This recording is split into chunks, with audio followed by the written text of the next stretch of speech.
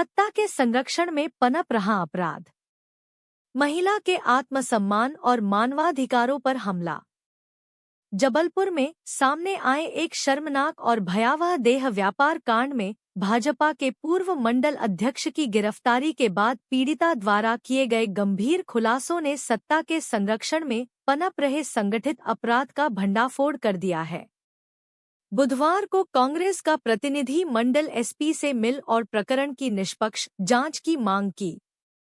कांग्रेस नगर अध्यक्ष सौरभ नाटी शर्मा ने बताया कि पीड़िता ने स्पष्ट रूप से आरोप लगाए हैं कि उसे जबरन भाजपा नेताओं और कुछ प्रभावशाली अधिकारियों के पास भेजा गया और उसकी इच्छा के विरुद्ध देह व्यापार में धकेला गया। यह केवल एक महिला के आत्मसम्मान का हनन नहीं, बल्कि मानवाधिकारों पर सीधा हमला है। इस तरह की शिकायत की है? कुछ दिनों पहले थाना गढ़ा क्षेत्र अंतर्गत एक एफआईआर हुआ था। उस एफआईआर में एक महिला पीड़िता ने आके शिकायत करती है। उनकी एक अतिथि होटल है गढ़ा में स्थित। उस होटल के मालिक अतुल चौरसिया और उसके साथी शीतल और मथुरा दुबे दोनों मिलके कुछ महिलाओं को लेके आके उन महिलाओं को दैहिक व्यापार में उसको शोषण कर रहे करके हमको शिकायत मिली थी। और उसी दौरान हमने तुरंत पीड़िता को बुलाकर पीड़िता का स्टेटमेंट वगैरह हमने करा के उस दोनों के खिलाफ हमने अत्याचार और इमोरल ट्रैफिकिंग एक्ट के अंतर्गत उन दोनों के खिलाफ हमने एफआईआर की। उसके बाद तुरंत हमने अतुल चौरसिया को गिरफ्तार करके जेल भी पहुंचा दिया था। उसी मामले को लेकर आज कांग्रेस की नेता प्रतिपक्षी लोग आके आज ज्ञापन दे रहे थे विक्टिम की मतलब सुरक्षा को, पीड़िता का सुरक्षा को लेकर। और बाकी इसके अलावा इस मामले में इस दैहिक व्यापार का इसमें जुड़े हुए सभी लोगों के खिलाफ कार्रवाई को मांग के आज इन्होंने आज ज्ञापन दी है। महिला पीड़िता का सुरक्षा पुलिस की जिम्मेदारी है और इसके अलावा इस मामले में जुड़े हुए सभी अपराधी को हमने फाइंड आउट कर रहे हैं और महिला का हमने फिर से एक सप्लीमेंट्री स्टेटमेंट भी लेंगे। किन किन का नाम आएगा सभी के खिलाफ सख्ती से सख्ती कार्रवाई हो जाएगी। सर, इसमें अभी और भाजपा के नेताओं के नाम भी आना है? नहीं, अभी अतुल चौरसिया है इनका नाम था और इसके अलावा शीतल और मथुरा दुबे है, ये दोनों के ही नाम है। और फिर से हम पीड़िता को एक बार सप्लीमेंट्री स्टेटमेंट लेंगे, उसमें किन्हीं का भी नाम आएगा उनके खिलाफ हम कार्रवाई करेंगे। शांति व्यवस्था जी भैया। देखिए, विगत दिनों जबलपुर में एक बहुत बड़े देह व्यापार के अड्डे का खुलासा होता है। उस खुलासे को करने वाली वह पीड़िता रहती है जिसको बंधक बना के लगभग 1.5 साल भारतीय जनता पार्टी का जो पूर्व मंडल अध्यक्ष है और उसका सहयोगी है उसके द्वारा बंधक बना के उससे दैहिक शोषण किया जाता है।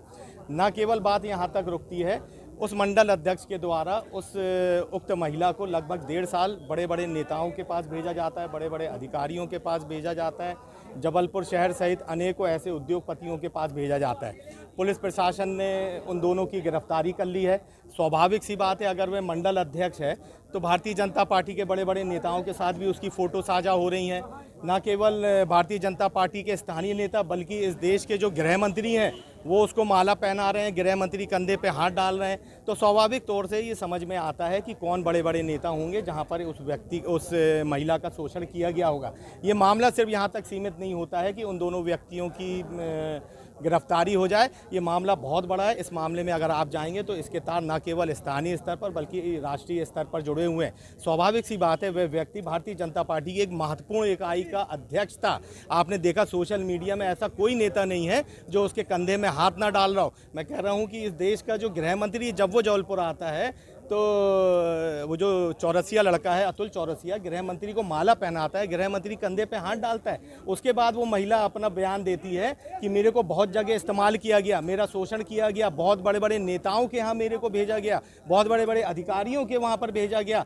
तो वो जिन नेताओं के यहाँ भेजा गया, जिन अधिकारियों के यहाँ भेजा गया, वह भी उतने ही दोषी हैं जितना बड़ा दोषी अतुल चौरसिया और वो शीतल लड़का है। पुलिस से हम लोग मांग करने आए हैं कि न्यायिक देखरेख में SIT की जाँच हो, महिला को सुरक्षा प्रदान की जाए और इस मामले को यहाँ तक नहीं रोका जाए कि उन दोनों की गिरफ्तारी हो गई। जितना शोषण उन दोनों ने उस महिला का करा है उतना ही शोषण उन नेताओं ने करा है, उन अधिकारियों ने करा है। बाकी पूरी जो बातें हैं इस सोशल मीडिया प्लेटफॉर्म पे पूरा जबलपुर देख रहा है, पूरा मध्य प्रदेश देख रहा है, पूरा हिंदुस्तान देख रहा है कि किस तरीके से भारतीय जनता पार्टी के मंडल अध्यक्ष ने जबलपुर संस्कारधानी को कलंकित करने का काम करा।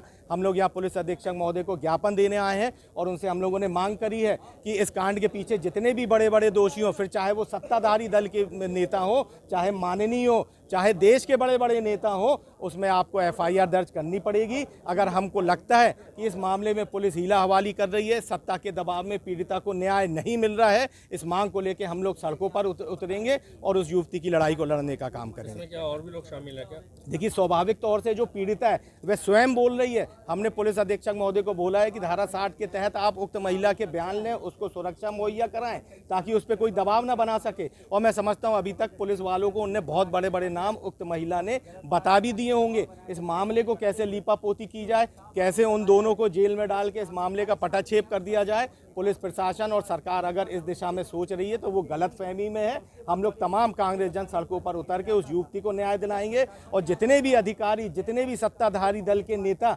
जिनने उस युवती का, उस महिला का शोषण करा है, उनके खिलाफ हम लोग आंदोलित होंगे। यहाँ पर शिकायत देने पर क्या आश्वासन? हमारे जो एडिशनल एसपी महोदय उनने बोला है कि उस महिला की सुरक्षा करी जा रही है।